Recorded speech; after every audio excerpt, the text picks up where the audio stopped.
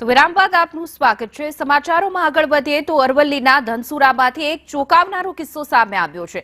Social media મારફતે ધોરણ 5માં અભ્યાસ કરતી બાળકીને સગીર સાથે પ્રેમ થયો હતો અને બંને ઘર છોડી નાસી જતા પરિવારજનો દ્વારા શોધખોળ હાથ ધરવામાં આવી હતી। બાદની પોલીસની મદદથી સગીર પ્રેમી અને બાળકીને શોધી કાઢવામાં આવ્યા હતા।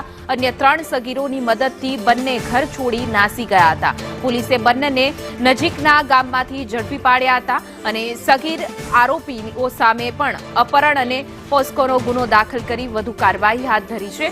વધુ વિગતો સાથે અમારા સંવાદદાતા શૈલેષ જોડાઈ ગયા છે। જે શૈલેષ, આ ચોંકાવનારી ઘટના કે જ્યાં સગીર યુવક છે એક બાળકીને ભગાડી ગયો હતો।